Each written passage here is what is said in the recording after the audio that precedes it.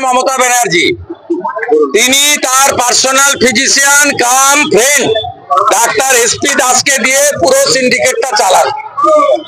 এই সিন্ডিকেটে এরা যুক্ত। আমরা প্রথম দিন থেকে বলেছি বিনীত গোয়েল এবং সন্দীপ ঘোষকে কাস্টডিতে নিন, এদের কাস্টডিতে নিয়ে আগে ব্যবস্থা নিন, সব বেরিয়ে আসবে। বলুন। সুখেন্দু শেখর রায় যে পোস্ট করছেন বাস্তিল দুর্গের পতন দেখছেন, তিনি দলে বাস্তিল দুর্গের পতনের মতো অবস্থা হবে এমন ইঙ্গিত করছেন খোদ সাংসদ, তৃণমূলের সাংসদ।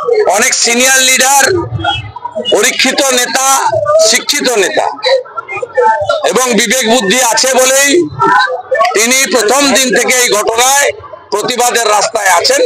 আমি তাকে শ্রদ্ধা জানাই। শুভেন্দুদা, মমতা বন্দ্যোপাধ্যায় পথে নেমেছেন আর পরেশ পাল ইলিশ উৎসব করছেন। মমতা বন্দ্যোপাধ্যায় পথে নেমেছেন কেন? ধমকাতে। মমতা বন্দ্যোপাধ্যায়ের অনুমতি নিয়েই পরেশ পাল ফিরাদ হাকিম আর শক্তি পান্ডেদের নিয়ে ওখানে ইলিশ মাছ খাচ্ছে। এদের মধ্যে কোনো এদের মধ্যে সহানুভূতি, সমবেদনা, সমব্যথিতা এবং সংবেদনশীলতা এই শব্দগুলোর লেশ মাত্র এদের মধ্যে নেই।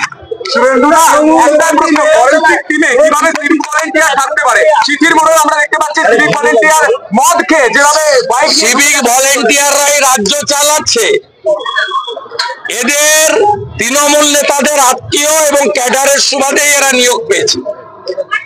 গোটা রাজ্যে এই 1,15,000 সিভিক ভলেন্টিয়ারের ইচ্ছা অনিচ্ছা যাই থাক, এদেরকে নিয়েই যত পারে অপকর্ম করায়।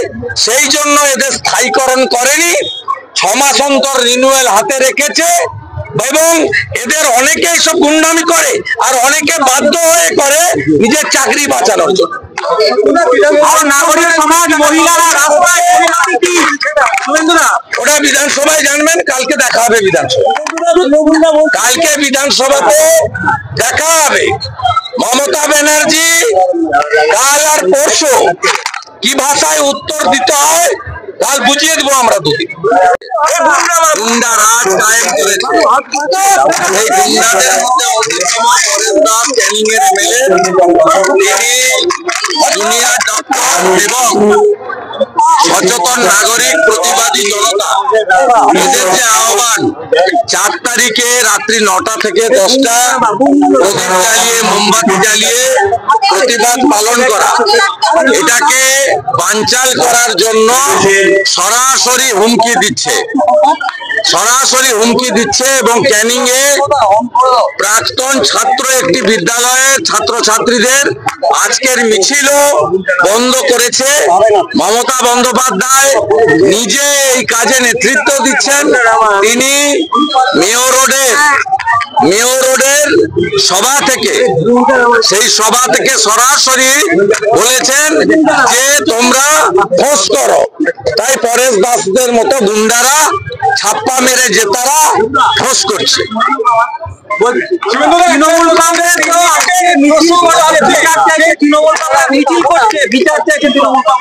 কার কাছে বিচার চাইছে? আজকে 1 সেপ্টেম্বর, আজকে এই রাজ্যের 4 থেকে 5 জায়গায় নারীরা, শিশুরা, শিশুকন্যারা আজকের দিনে অত্যাচারিত হয়েছে এবং হলদিবাড়িতে তৃণমূলের পঞ্চায়েতের দেওর এবং স্বামী তারা নিজেরা গ্রেপ্তার এবং তারা ঘটনায় দায়ী। মধ্যম গ্রামে তৃণমূলের পঞ্চায়েত চণ্ডীপুর জিপিতে নিজে ধর্ষণের ঘটনার সঙ্গে যুক্ত। কার বিচার চাইছে? উনার বিরুদ্ধে জনরোষ, তাকে ঘোরাতে চাইছেন, ঘোরাতে পারবেন না। ছাত্র সমাজ, প্রতিবাদী জনতা, সচেতন নাগরিক আর নো সেটিং অপোজিশন বিজেপি ছাড়বে না মমতা বন্দ্যোপাধ্যায়। তৃণমূলের